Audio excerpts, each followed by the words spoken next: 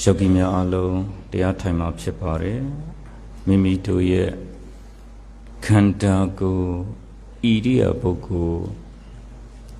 သိချပြင်လိုက်ကြပါ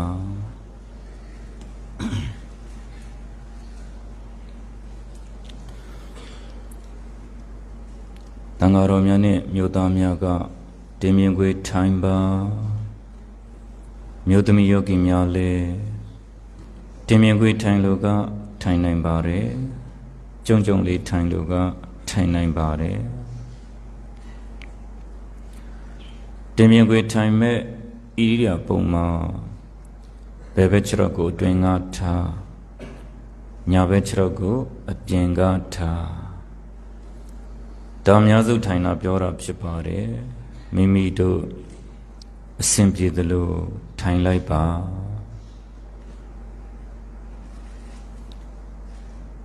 တင်မြင်ခွေထိုင်မဲ့ဣရိယာပုတေချာပြင်ပြီးပြီဆိုရင်ဘယ်ဘက်လက်ပေါ်ညာဘက်လက်ကလေးတင်လိုက်ပါလက်မတိန်တစ်ခုထိလို့အစဉ်ပြေရင်ထိထားလိုက်ပါလက်မတိန်တစ်ခုထိလို့အစဉ်မပြေရင်လက်ကလေးနှစ်ခုရှက်ထားလိုက်ပါလက်မတိန်နှစ်ခုထိခြင်းမထိခြင်းကအဓိကမဟုတ်ပါဘူးအစဉ်ပြေသလိုထားလိုက်ပါခါကလေးပုံမှန်ထားပါတဲ့တရားထိုင်ပါပြီဆိုမှခါကြီးဆွတ်ဆန်တာမျိုးမလုပ်ပါနဲ့ဥဇုံကာယံပဏိတာယခါကလေးကိုဖြောင့်မှန်စွာထားလိုက်ပါခေါင်းရှင်မငုတ်စေနဲ့ခေါင်းရှင်ငုတ်ရင်ကိုယ်ကြောတွေတင်းလေပြီးတော့ငိုက်တတ်ပါတယ်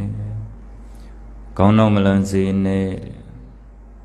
ခေါင်းနောက်လန်ရင်လဲကိုယ်ခန္ဓာကိုမနိုင်ပဲလဲကြတတ်ပါတယ်မျက်စိကိုစင်းငယ်များမှိတ်ပါမျက်စိကိုဘာကြောင့်မိတ်ခိုင်းတယ်လဲဆိုရင်အယောင်ဆင်းအလင်းတွေဝင်ရင်အာယုံတွေထွေပြားတတ်ပါတယ်မျက်စိကိုလည်းဇုံမိတ်မထားပါနဲ့တဲ့မျက်စိကိုဇုံမိတ်ထားရင်မျက်လုံးကပူပြီးတော့မျက်ရည်ပူတွေကျတတ်ပါတယ်ပြန်ပြောပါမယ်တင်မြင်ခွေထိုင်ပါ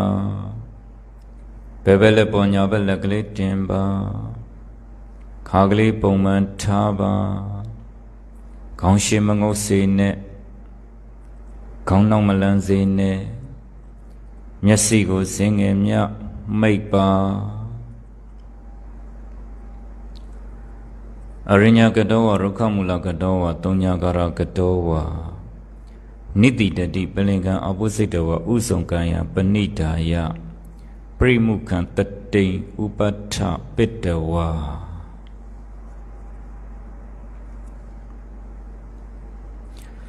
အရိညာကတောဝတောရ၌နေစဉ်တော်၎င်းရုခမူလကတောဝတစ်ပင်ရ၌နေစဉ်တော်၎င်းတုံညာကာရကတောဝစိတ်ငြိမ်ရာအရ၌နေစဉ်တော်၎င်းပလင်္ကံထက်ပွဲကိုအဘုစိတ်တဝါပွဲခွေ၍ကာယံကိုဥဇုံဖြောင့်မှန်စွာပဏိတာယထား၍တတိန်တတိကိုပရိမုခံကမ္မထံသို့ရှေရှုဥပဋ္ဌပိတဝါဖြစ်စေ၍နိတိတတိထိုင်၏ယောဂီတို့ခုဓမ္မဣတကြီးကိုရောက်နေတဲ့ဆိုတာတောအယက်မှာရှောင်းနေသလိုပဲယောဂီတို့ခုဓမ္မဣတကြီးကိုရောက်နေတဲ့ဆိုတာတစ်တပင်အရင်မှာရှောင်းနေသလိုပဲယောဂီတို့ခုဓမ္မဣတကြီးကိုရောက်နေတဲ့ဆိုတာ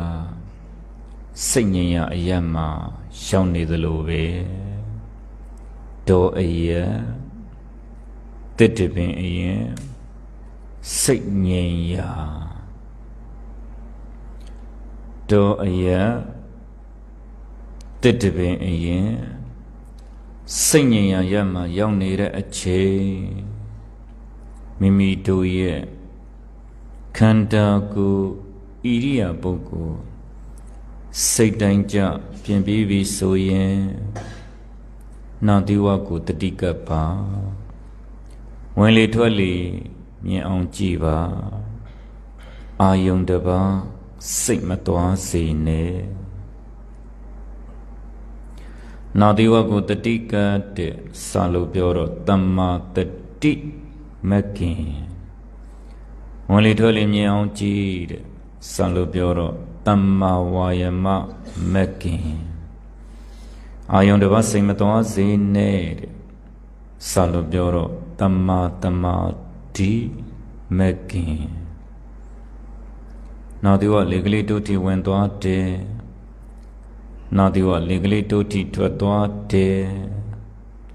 ဒီသဘောလေးဟာအထင်အရှားရှိနေပါတယ်နာတိဝလေကလေးတို့ထိဝင်ရင်ဝင်သွားတဲ့သဘော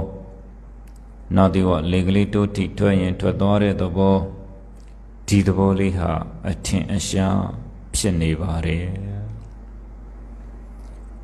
ငကိုရှိပြီးသားဝင်လေထွက်လေကလေးငကိုဖြစ်ပြီးသားဝင်လေထွက်လေကလေးကို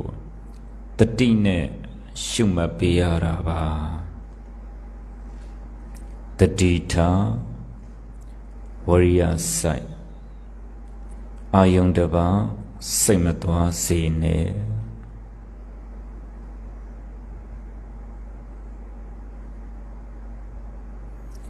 ဝင်လေထွက်လေကိုတတိနဲ့ရှုမှတ်နေတဲ့အချိန်မှာခန္ဓာကိုယ်ဣရိယာပုတ်တွေငြိမ်နေပါစေလှုပ်တာလှဲ့တာမဖြစ်ပါစေနဲ့ရှိန်တာရိုင်းတာမဖြစ်ပါစေနဲ့ပြင်းတာပြောင်းတာမဖြစ်ပါစေနဲ့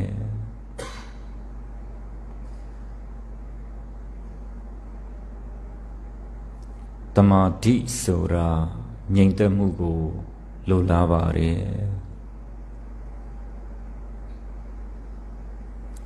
တတိထဝရိယဆိုင်အာယုန်တပတ်စိတ်မသွားစေပဲဆူဆူဆိုင်ဆိုင်ကြည်နေရင်ဝင်လေထွက်လေလေးကိုဝင်တိုင်းထွက်တိုင်းအချက်တိုင်းအချက်တိုင်းတည်ခွင့်ရနေပါမယ်ကိုယောဂီတို့လက်တွေ့ကြကြရှုမှတ်ခွင့်ရနေတာပဲ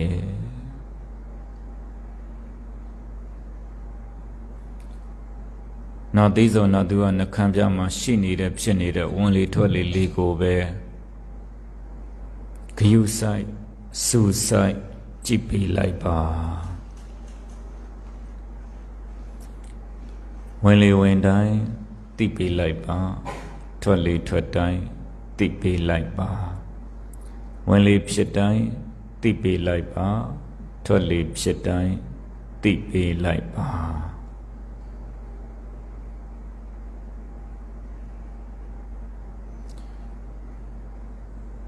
ဝင်လေထွက်လေကိုတတိနဲ့ရှုမှတ်နေတဲ့အချိန်မှာအချင်းနဲ့စိတ်ငိုက်ချင်းနဲ့စိတ်တွေအဝင်မခံပါနဲ့သူတော်ကောင်းလို့လုံနေပြီဆိုရင်ခန္ဓာကိုယ်ကြီးကအိတ်ချင်တာလို့ငိုက်ချင်တာလို့တွေးချင်တာလို့ငေးချင်တာလို့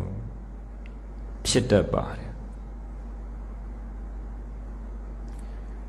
ဘောဆက်ဆက်တန္တရာဆက်ဆက်လောဘဒေါသမောဟဆိုတဲ့ကိလေသာတွေနဲ့အိမ်မောကြခဲ့တာပဲအခုတတိပဋ္ဌာန်အလုပ်လုပ်နေတဲ့အချိန်မှာအဲ့ဒီအိတ်ချင်တဲ့စိတ်ငိုက်ချင်တဲ့စိတ်တွေအဝင်မခံပါနဲ့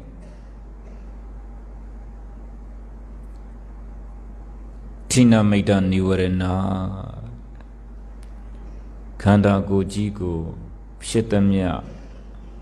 နောက်ကဝိပဿနာဉာဏ်နဲ့ရှုဖို့မပြောနဲ့တတိတောင်ဂိမ်းကွင်းမရအောင်ပိတ်ဆို့တတ်တဲ့ထိနာမိတ်တနိဝရဏအိတ်ချင်တဲ့စိတ်ငိုက်ချင်တဲ့စိတ်တွေပဲတတိထာဝရိယစိုက်အာယုန်တပါစိတ်မသွားစေနဲ့ ယောဂီတို့ရဲ့နာသီးဆုံးနာသီဝနှခမ်းပြမှာရှိနေတဲ့ဖြစ်နေတဲ့ဝင်လေထွက်လေလေးကိုဝင်တိုင်းထွက်တိုင်းအချက်တိုင်းချက်တိုင်းသိအောင်မိအောင်ရှုနေလိုက်ပါဒီဝင်လေထွက်လေလေးကိုဝင်တိုင်းထွက်တိုင်းချက်တိုင်းချက်တိုင်းသိနေပြီမိနေပြီဆိုရင်ခန္ဓာကိုယ်ဣရိယာပုကြီးဟာငြိမ်လာမယ်ဝင်လေထွက်လေလေးကိုဝင်တိုင်းထွက်တိုင်းချက်တိုင်းချက်တိုင်းသိလေမိလေခန္ဓာကိုယ်ဣရိယာပုကြီးငြိမ်လာလေခန္ဓာကိုယ်ဣရိယာပုကြီးငြိမ်လာလေစိတ်တွေကြည်လာလေ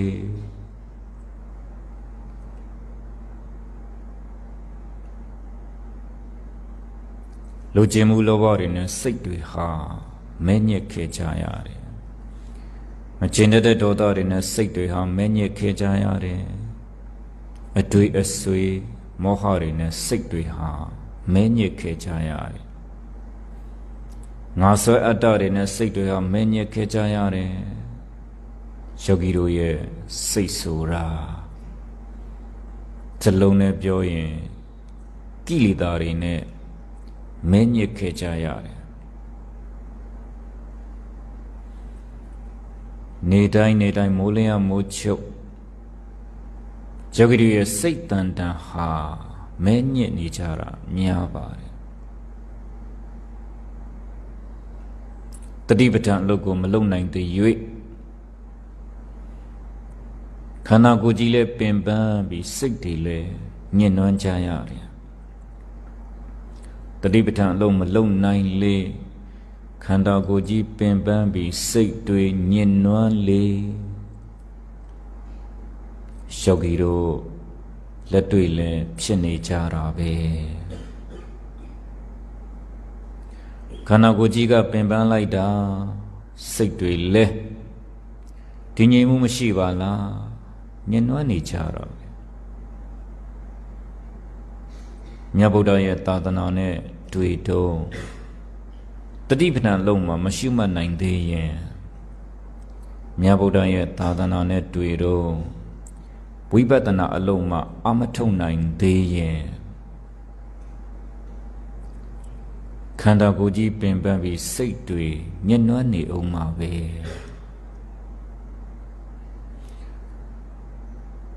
သူတော်ကောင်းလို့မလုပ်သေးရဲ့ဘဝဟာမွန်းကျက်နေမှာပဲသူတော်ကောင်းလို့မလုပ်သေး၍ဘဝဟာကောက်ကွေ့နေမှာပဲ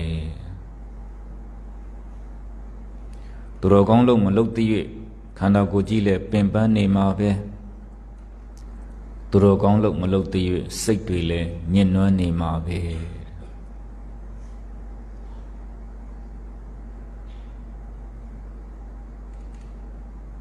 အခုယောဂီတို့လက်တွေ့ကြကြသတိပဋ္ဌာန်အလုပ်လုပ်ခွင့်ရနေတဲ့အချိန်မှာ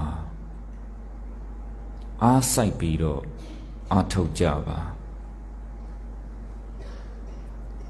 ယောဂီတို့ရဲ့နာသီးဆုံးနာသီဝနှခမ်းပြမှာရှိနေတဲ့ဖြစ်နေတဲ့ဝင်လေထွက်လေလေးကိုဝင်တိုင်းထွက်တိုင်းအချက်တို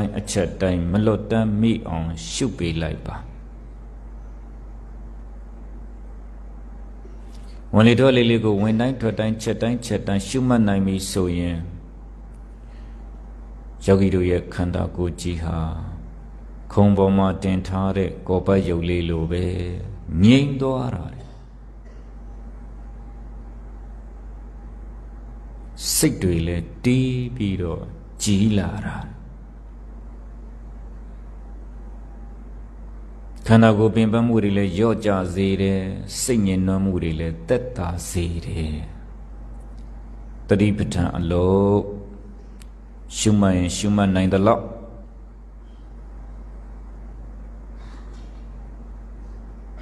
နေရထိုင်ရတာအေးဆေးပြီးတော့တည်ကြည်လာတာကိလေသာဒုတေယီနဲ့လေးလံနေတဲ့ခန္ဓာကိုယ်ကြီးဟာပေါ့ပါလာတယ်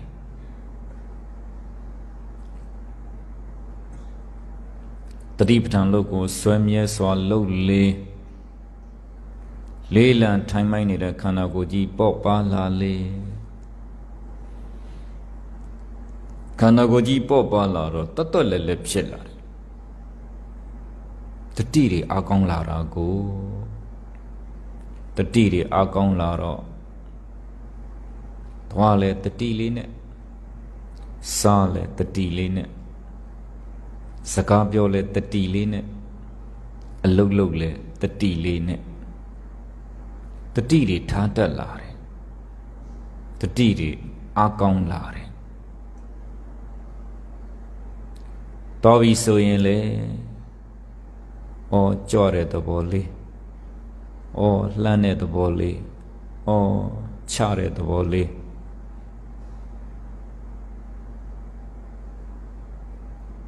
မိမိတို့ရဲ့ခြေတောက်လေးကြော့တဲ့သဘောလှမ်းတဲ့သဘောချတဲ့သဘောတောင်တတိယကတ်နေပြီတဲ့စားတော့တဲ့ချိန်ဆိုရင်လေ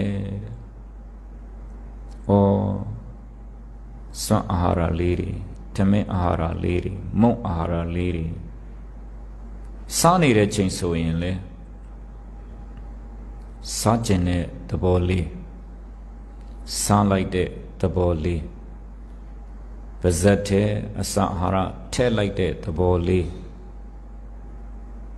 ဝါလိုက်တဲ့သဘောလေးမြို့လိုက်တဲ့သဘောလေးဝမ်းတဲ့ကြသွားတဲ့သဘောလေးတတိပဋ္ဌာန်လုပ်ကိုစွဲမြဲစွာလုပ်တဲ့ပုဂ္ဂိုလ်ကတတိမလွတ်တော့ဘူးတဲ့စကားပြောရင်လေဒီစကားပြောရင်မကောင်းပါလားအကုသိုလ်ဖြစ်စေတယ်ဒီစကားပြောရင်မကောင်းပါလားအပြစ်တွေဖြစ်စေတယ်ဒီစကားပြောရင်မကောင်းပါလားတစ်ဖက်သားကိုထိခိုက်စေတယ်တတိယမလွတ်တော့ဘူးတဲ့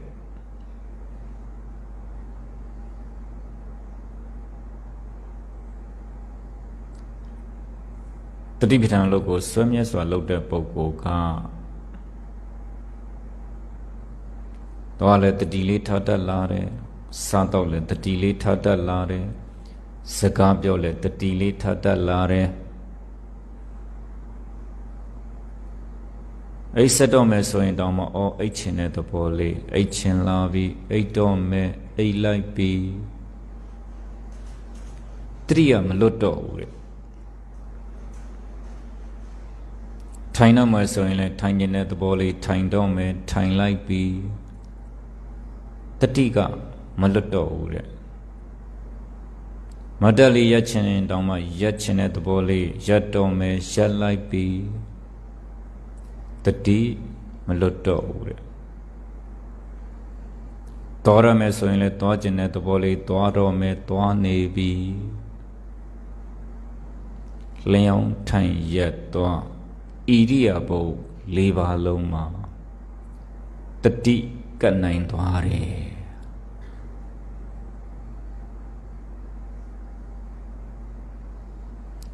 မြတ်ဗုဒ္ဓဟောကြားခဲ့တဲ့တတိပဋ္ဌာန်ရဲ့အကျိုးရှုမှတ်ရင်ရှုမှတ်နိုင်သလောက်တတိတွေအကောင်းစေပါတယ်အခုယောဂီတို့လက်တွေ့ကြကြရှုမှတ်နေတာပဲ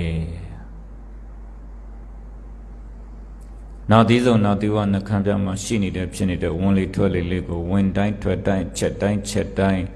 သိအောင်မိအောင်ရှုလေတတိတွေအကောင်းလေပဲ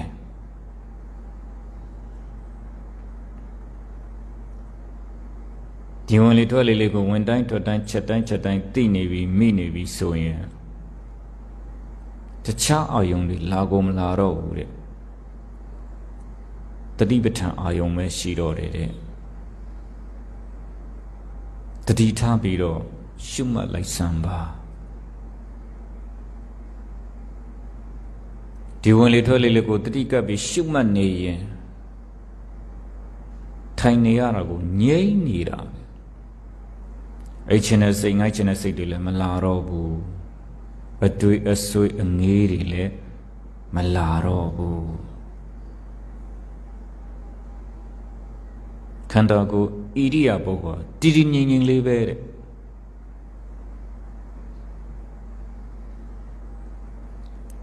တတိပဋ္ဌာန်အားကောင်းလာတော့ဝင်လေဆိုတာယုတ်တရားပါလားထွက်လေဆိုတာယုတ်တရားပါလားဒီဝင်လေထွက်လေတစုံပဲရှိပါလား တိလိုက်တဲ့စိတ်ကလေးကနန္တရားဩငါမရှိသူမရှိယောက်ျားမိန်းမမရှိပုဂ္ဂိုလ်တ attva မရှိဝင်လေထွက်လေတစ်စုံပဲရှိပါလားဝင်လေထွက်လေတစ်စုံပဲရှိပါလားရုပ်တရားနဲ့နံတရားပဲရှိတယ်ရုပ်တရားနဲ့နံတရားပဲရှိတယ်ရုပ်တရားနဲ့နံတရားပဲရှိတယ်ဒါတတိပဋ္ဌာန်လို့သိခွင့်ရတာပါ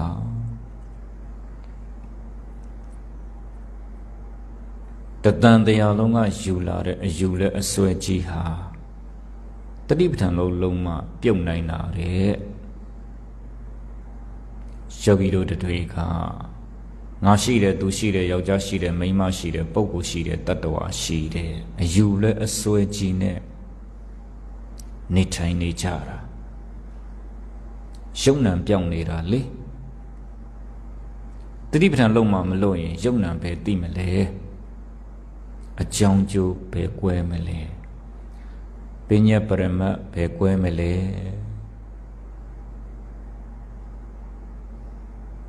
အကြောင်းကျိုးမှမကွဲရင်ယုံနာမှမကွဲရင်ပညာပရမတ်မှမကွဲရင်နေထိုင်ရှင်တိုင်မှုဟာအယူและအစွဲအမှားကြီးနေပဲ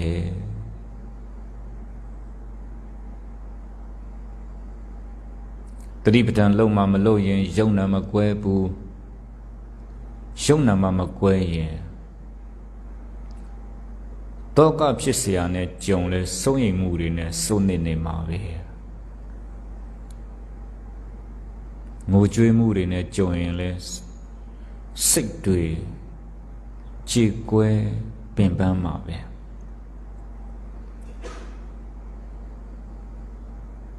ကိုယ်ဆင်းရဲမှုတွေနဲ့ကြုံနေရင်လဲဟာအဲ့ရအထဲမှာလူလိမ့်နေတာပဲငါမှဖြစ်ရလေခြင်းဆိုပြီးတော့ဆင်းရဲမှုတွေ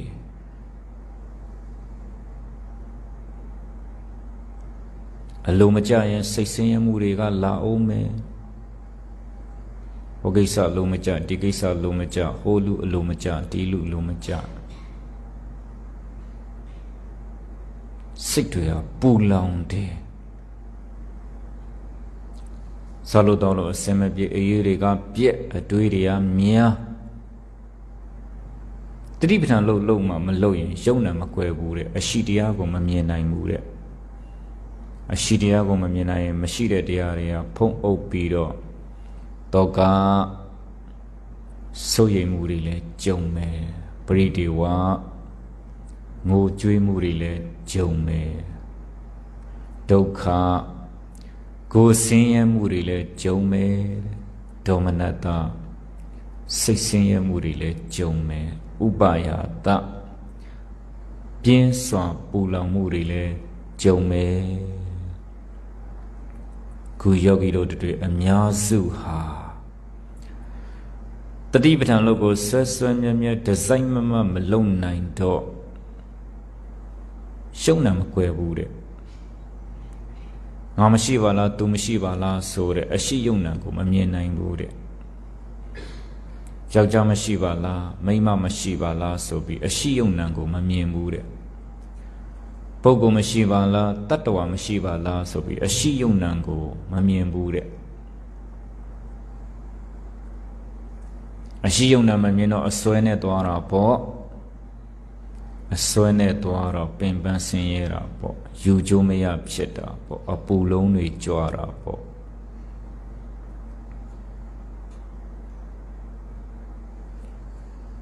တပိဋ္ဌာန်လုံးကိုဆွမြဲအားထုတ်နိုင်ဖို့အရေးကြီးပါတယ်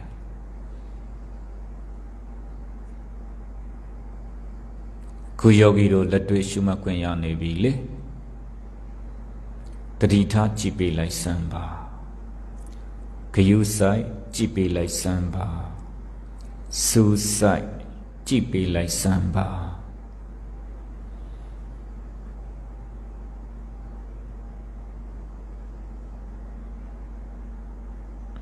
ယောဂီတို့ရဲ့နာသီဆုံးနာသူရနှခမ်းပြားမှာရှိနေတဲ့ဖြစ်နေတဲ့ဝင်လေထွက်လေလေးကိုမလွတ်တမ်းမိအောင်ကြည့်ပေးလိုက်ပါဝင်လေဆိုတာယုတ်တရားပဲထွက်လေဆိုတာယုတ်တရားပဲ ဒီဝင်လေထွက်လေတစ်စုံပဲရှိတာပဲလို့သိလိုက်တဲ့စိတ်ကလေးကနန္တရားပဲရုပ်တရားနဲ့နန္တရားပဲရှိတာလေအော်ဒီရုပ်နာရဲ့သဘောဟာဉာဏ်နဲ့စောင့်ကြည့်လိုက်တော့ဖြစ်ချင်းပြက်ချင်းသဘောတွေပဲရှိတာပဲဘယ်တရားမှမမြဲဘူးတဲ့ဖြစ်လာတဲ့တရားမှန်တယ်များပြက်ချင်းမှလမ်းဆုံးတာတဲ့ပေါ်လာတဲ့တရားမှန်တယ်များပျောက်ချင်းမှလမ်းဆုံးတာတဲ့သင်္ခါရတရားမှန်တယ်များအနိစ္စမှလမ်းဆုံးတာတဲ့ခုယောဂီတို့တွေကိုယ်တိုင်ရှုမှတ်ခွင့်ရနေတာပဲ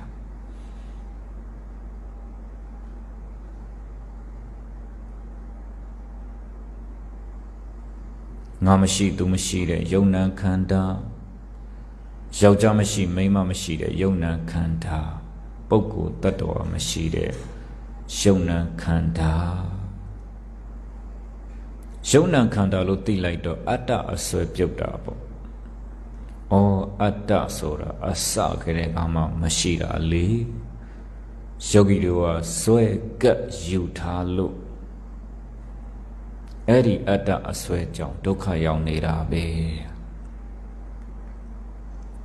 ဒီယုတ်ဒီနံဒီခန္ဓာကိုယ်ကြီးကိုညာနဲ့ကြည့်လိုက်တော့မမြဲတဲ့အနိစ္စပဲတွေ့မှာပေါ့ဆင်းရဲတဲ့ဒုက္ခပဲတွေ့မှာပေါ့ငါအလိုမကျငါမပိုင်တဲ့အနတ္တပဲတွေ့မှာပေါ့ဂယုဆိုင်စူးဆိုင်ကြည့်ပြလိုက်စမ်းပါဤကိုယ်ကာယတလံမြ၌နှဝနံယုတ်ဖြစ်၍ချုပ်၏နံယုတ်တရားအလွတ်ထား၍ဤကားလိပ်ပြဤကားငါဒီဤမာဇီဝဤအတ္တဟုညွန်ပြဖွယ်ရာမရှိပါသည်ခန္ဓာနံယုတ်မြကာဒီတဲ့နံယုတ်တရားဤနှစ်ပါးလဲရှေလျာကာလမတိထားပဲခဏဖြစ်၍ခဏပြက်၏နှိမ့်ဆက်ခြင်းဟာငါလိုမပါဘူးတဘာဝအာဤသုံးပါးကြောင့်ဖြစ်ပွားသမျှအနိစ္စသည်ဒုက္ခအနတ္တကြီးပါတကားတဲ့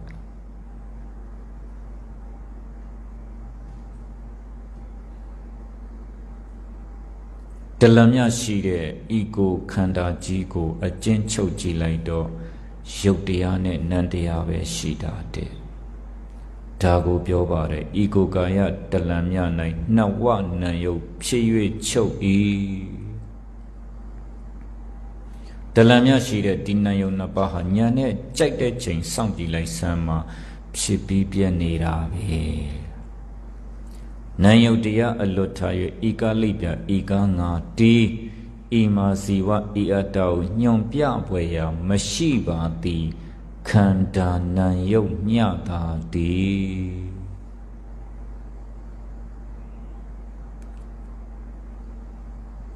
ယောဂီတို့ခန္ဓာ၅ပါးကိုအကျဉ်းချုပ်လိုက်တော့ရုပ်တရားနဲ့နံတရားပဲရှိတယ်ငါမရှိသူမရှိယောက်ျားမရှိမိန်းမမရှိပုဂ္ဂိုလ်မရှိတ attva မရှိအတ္တမရှိလိပ်ပြမရှိရုပ်တရားနဲ့နံတရားပဲရှိတာဣမာဇီဝဤအတ္တဟုညွန်ပြဖွယ်ရာမရှိပါသည်ခန္ဓာနံယုတ်မြတာဒီ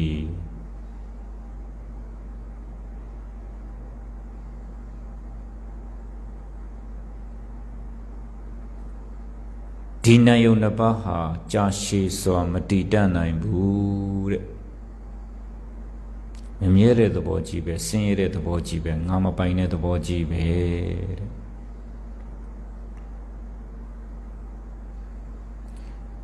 နံယုတ်တရားဤနှစ်ပါးလဲရှေလျာကာလမတည်ထားပဲခဏဖြစ်၍ခဏပြက်၏တဲ့နှိမ့်ဆက်ခြင်းရငါအလိုမပါဘူးဉာဏ်နဲ့တော့စောင့်ကြည့်လိုက်စမ်းပါတဘာဝအာဤသုံးပါးကြောင့်ဖြစ်ပေါ်သမျှအနိစ္စသည်ဒုက္ခအနတ္တကြီးပါတကားယောဂီတို့ရဲ့ခန္ဓာ၅ပါးယုံနာနှစ်ပါးကြီးကိုဉာဏ်နဲ့ဆုံးဖြတ်ချက်ချကြည့်လိုက်တော့အနိစ္စဒုက္ခအနတ္တ မမြဲဆင်းရဲအစိုးမရဒီသဘောတွေပဲရှိတာဘုရားရှင်ရဲ့လိုချင်မိုးစရိန်ပြောသလိုပေါ့ဩအနိစ္စဒုက္ခအနတ္တမမြဲဆင်းရဲအစိုးမရတာပြောတာဖြစ်ပြီးတော့ပြက်နေတာပဲကိုယောဂီတို့ရဲ့ခန္ဓာကိုယ်ကြီးကပြနေပြီလေတင်မနဲ့ကြံပြင်းနဲ့ထိတာဖိတာကြာလာတော့ပူတဲ့လူကပူနေမှာပဲကျင်တဲ့လူကကျင်နေမှာပဲနာတဲ့လူကနာနေမှာပဲစူးတဲ့လူကစူးနေမှာပဲအောင့်တဲ့လူကအောင့်နေမှာပဲညောင်းတဲ့လူကညောင်းနေမှာပဲထုံတဲ့လူကထုံနေပါပဲအာယုံတော်ရတတ်ရင်ခန္ဓာတွေပေါ်တာတဲ့ဓမ္မနဲ့ကြံပြင်းတဲ့အာယုံတိုက်လိုက်တော့ဓမ္မနဲ့ကြံပြင်းတဲ့အာယုံတော်ရတိုက်လိုက်တော့ပူမန်းတည်တဲ့ခန္ဓာလေးတွေပေါ်တာပဲဒါဆိုရင်ဓမ္မနဲ့ကြံပြင်းကအကြောင်းတရားပေါ့ပူမန်းတည်တဲ့စိတ်ကလေးကအကျိုးတရားပေါ့ဓမ္မနဲ့ကြံပြင်းကယုတ်တရားပေါ့ပူမန်းတည်တဲ့စိတ်ကလေးကနံတရားပေါ့ဩပေါ်လာတာအကြောင်းကျိုးယုံနံတွေပဲငါပူတာမဟုတ်ဘူးပူတဲ့သဘောလေးအကြောင်းကျိုးယုံနံငါကျင်တာမဟုတ်ဘူးကျင်တဲ့သဘောလေးအကြောင်းကျိုးယုံနံငါနာတာမဟုတ်ဘူးနာတဲ့သဘောလေးအကြောင်းကျိုးယုံနံငါညောင်းတာမဟုတ်ဘူးညောင်းတဲ့သဘောလေးအကြောင်းကျိုးယုံနံညံနဲ့စောင့်ကြည့်လိုက်စမ်းပါပေါ်လာတာအကြောင်းကျိုးပဲပေါ်လာတာယုံနံပဲ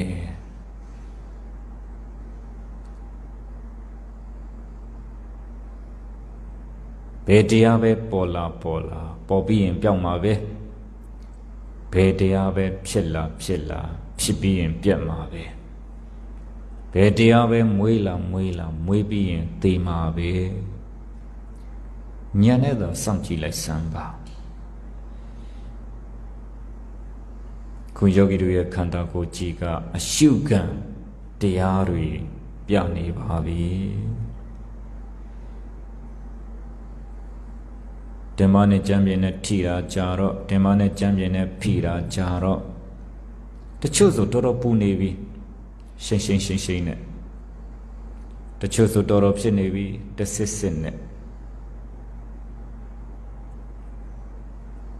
တချို့ဆိုတော်တော်ကျင်နေပြီတတုံနဲ့အဲ့ဒါခန္ဓာရဲ့သဘောတွေပဲငါမရောနဲ့ဉာဏ်နဲ့စောင့်ကြည့်ငါနဲ့ပြင်ဖို့မစင်စားနဲ့ဉာဏ်နဲ့ဝင်ကြည့်ယောဂီတို့ကပူလာပြီကျင်လာပြီဆူလာပြီအောင်းလာပြီနာလာပြီဆိုရင်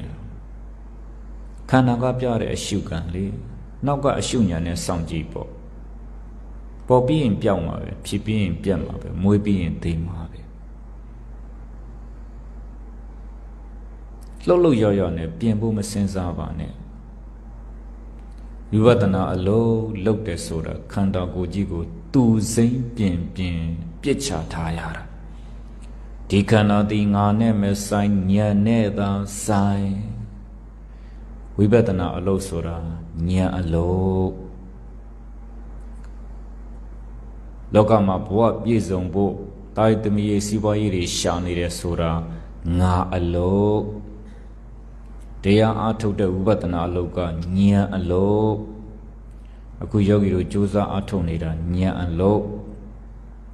ငုတ်တုတ်ကြီးထိုင်ပြီးတာယသမီးစီးပွားရေးတွေရှာနေတဲ့ငါအလုပ်လုပ်နေတာမဟုတ်ဘူးဉာဏ်အလုပ်လုပ်နေတာဉာဏ်အလုပ်လုပ်နေတဲ့အချိန်မှာငါဝင်မရှုံနဲ့ငါဖြုတ်တဲ့အတ္တဖြုတ်တဲ့အစွဲဖြုတ်တဲ့ဉာဏ်အလုပ်လုပ်နေတာဒီခန္ဓာကိုယ်ကြီးကိုပြစ်ချထားလိုက်စမ်းပါ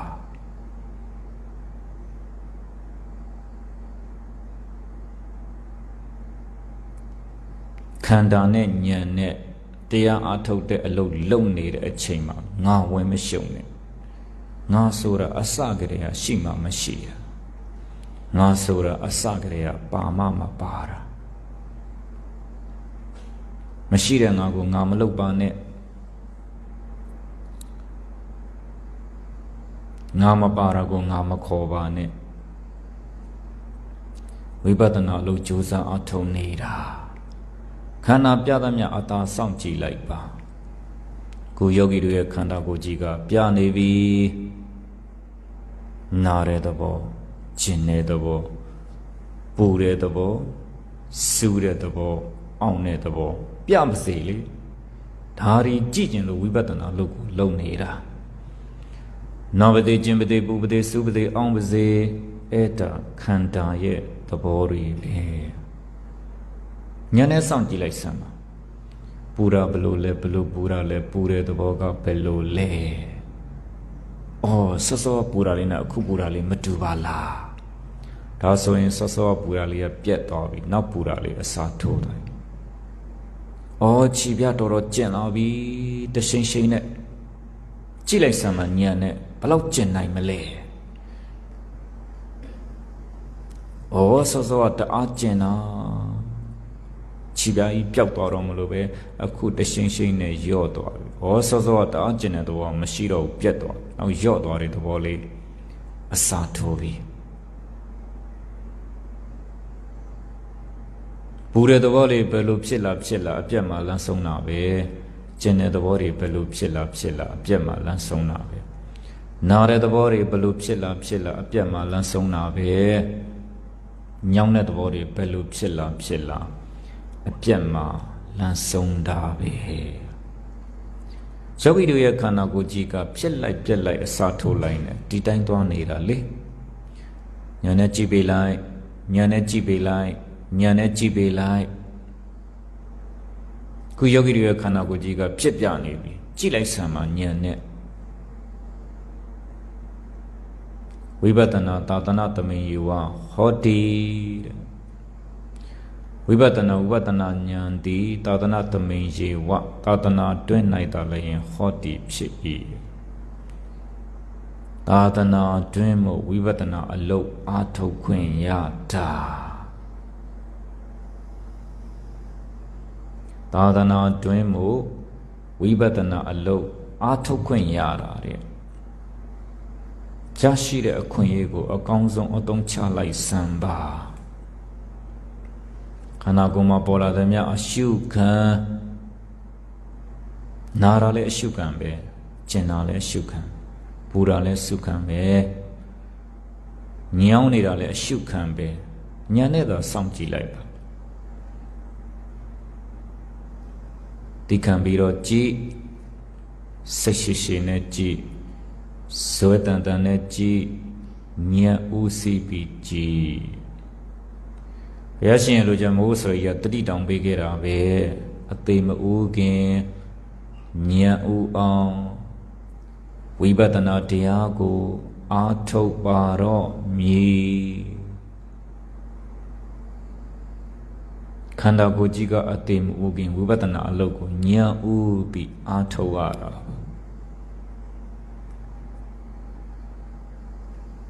ကျမ်းမာရေးမကောင်းနေထိုင်မကောင်းလို့ကတင်ပေါ်အိယာဖြတ်ကပလက်လေးနဲ့မလုံနိုင်မရှက်နိုင်ဖြစ်နေရင်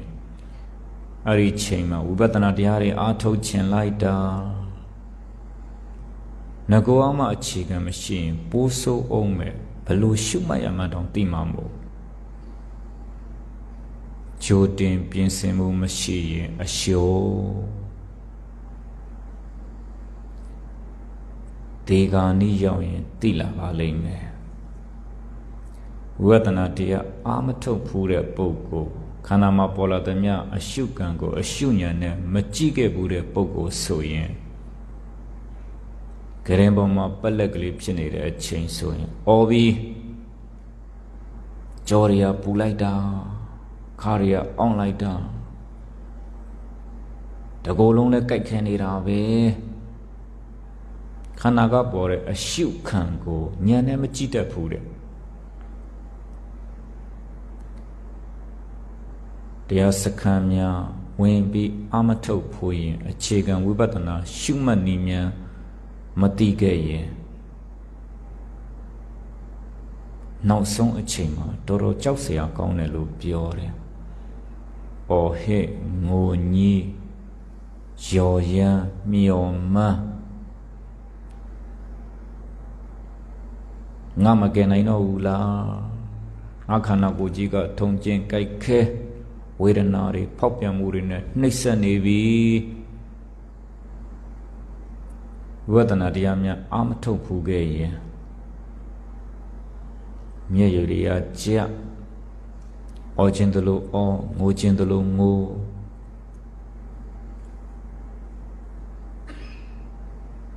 ဒီလိုပုဂ္ဂိုလ်မျိုးဆိုရင်ဘယ်လိုလုပ်ပြုံးသိနိုင်မလဲဝေဒနာတံဖောက်ပြန်မှုတွေရဲ့နှိပ်စက်မှုကိုဉာဏ်နဲ့မကြည့်နိုင်ရင်တော့မဲ့သိမှာပဲဒီကြားတဲ့နားမှာရှိတဲ့လူနာဆောင်ကကုသိုလ်တရားလေးတောင်မပြောပြတတ်ရင်ဘိုးဆိုးအောင်မှာဝိပဿနာတရားအာမထုတ်ဘူးတဲ့ပုဂ္ဂိုလ်ဆိုရင်ကုသိုလ်အာယုံလေးပြုတ်တတ်အောင်တော့ပြောပြရမှာပေါ့ဝေဒနာရှင်လူနာကအော်ဟစ်ငုံကြီးနေပြီဆိုရင်တတိထားအဲ့ဒါလောက်ကြည်အောင်မနေနဲ့လေအဆိုသင်္ကန်းကြီးကက်ခဲ့ဘူးတယ်မို့လားရေစက်ချတဲ့ပုံရိပ်လေးတွေအာယုံပြုတန်ဃာတော်တွေကိုဆုံးကပ်ဘူးတယ်မို့လားဆုံးကပ်ခဲ့တဲ့ကုသိုလ်တရားလေးတွေပုံရိပ်ကလေးတွေကိုအာယုံပြုဒီကနေ့ပုဂ္ဂိုလ်ကအနားမှာရှိတဲ့လူနာဆောင်ကလည်းပြောပေတတ်ဖို့အရေးကြီးတယ်ဗျဒါနောက်ဆုံးအားလုံးကြုံကြမှာပဲဝိပဿနာတရားအာမထုတ်ဘူးတဲ့ပုဂ္ဂိုလ်ဆိုကုသိုလ်အာယုံလေးတွေပြောပြရမှာပေါ့သူလှူခဲ့ဘူးတဲ့ပုံရိပ်လေးကိုမြင်အောင်ပြောပြနိုင်စွမ်းရှိရတယ်ဝိပဿနာတရားအာထုတ်ဘူးတဲ့ပုဂ္ဂိုလ်ဆိုရင်တော့ဟေးခန္ဓာကပေါ်လာသမျှအရှုခံပဲပလက်အိတ်တော့ကြောတွေပူနေတယ်ဆိုရင်အေးပူတဲ့သဘောလေးကိုညာနဲ့ကြည့်ပေါ့တပူတဲ့ပူနေတာမှမဟုတ်တာတို့ပြီးတော့ပူရင်ပူလာမယ်ဆိုးပြီးတော့ပူရင်ပူလာမယ်မခံနိုင်အောင်ပူရင်ပူလာမယ်အဲ့ဒါညာနဲ့ကြည့်ပေးလိုက်အနာမှာရှိတဲ့လူနာဆောင်ကပြောပေတတ်ဖို့အရေးကြီးတယ်ဗျ။အော်ဟုတ်သားပဲငါတရားတွေအထုတ်ခဲ့ဘူးတာပဲ။ဝနကောချူကျွန်းဘုန်းကြီးကျောင်းမှာတကြံတရားစခန်းငါအထုတ်ခဲ့ဘူးတာပဲ။အော်ပူတဲ့သဘောလေးတိုးလာပြီအော်ဆိုးလာပြီ။အော်ရှစ်ပူတာလေးနဲ့နောက်ပူတာလေးနဲ့မတူပါလား။အော်အနိစ္စဆိုတာဒါပြောတာပဲမမြဲတဲ့သဘောဆိုတာဒါပြောတာပဲပူတဲ့သဘောလေးကယော့လိုက်တိုးလိုက်ဆိုးလိုက်မြဲမှမမြဲတာရှစ်ပူတာလေးကပြတ်သွားပြီနောက်ပူတာလေးအစားထိုးပြီနောက်ထပ်အစားထိုးတဲ့ပူတဲ့သဘောလေးပြတ်သွားပြီနောက်ထပ်ပူတဲ့သဘောအစားထိုးပြန်ပြီအော်ဒီယုတ်ဒီနံဒီခန္ဓာကြီးကဘယ်ဝေဒနာဖောက်ပြန်မှုတွေပေါ်လာဖြစ်လိုက်ပြက်လိုက်အစားထိုးလိုက်နောက်ကညံနဲ့သိပေးလိုက်ကြည့်လိုက်စမ်းပါဘယ်ဝေဒနာတံဖောက်ပြန်မှုတွေပဲပေါ်လာဖြစ်လိုက်ပြက်လိုက်အစားထိုးလိုက်နောက်ကညံနဲ့သိပေးလိုက်ဩခန္ဓာရဲ့သဘောဆိုတာဖြစ်လိုက်ပြက်လိုက်အစားထိုးလိုက်နဲ့သွားနေတာပါလားဩခန္ဓာရဲ့သဘောဆိုတာဖြစ်လိုက်ပြက်လိုက်အစားထိုးလိုက်နဲ့သွားနေတာပါလားဖြစ်ချင်းပြက်ချင်းအစားထိုးခြင်းတွေတစ်ချိန်မကအကြိမ်ကြိမ်မြင်လာတော့ညင်ငွေစရာကောင်းတဲ့ခန္ဓာကြီးပဲမနှိမ့်မြုပ်စရာကောင်းတဲ့ခန္ဓာကြီးပဲဒေရင်စွန့်ပြရမယ့်ခန္ဓာကြီးပဲမြေကြီးတဲ့ရောက်မဲ့ခန္ဓာကြီးပဲမြေဩဇာဖြစ်မဲ့ခန္ဓာကြီးပဲပိုးလောက်တွေစားခံရမဲ့ခန္ဓာကြီးပဲနောက်ဆုံးမဟာပထဝီမြေတုနဲ့တသားတည်းဖြစ်သွားမဲ့ခန္ဓာကြီးပဲဩခန္ဓာကိုယ်ကြီးကအချိန်ကြရင်စွန့်ပြရမှာပါလားအဲ့ဒါလို့မစွန့်ပြခင် ဝိပဿနာအလုပ်ကိုတတိရှိရှိလုပ်ရတာပါတတိထား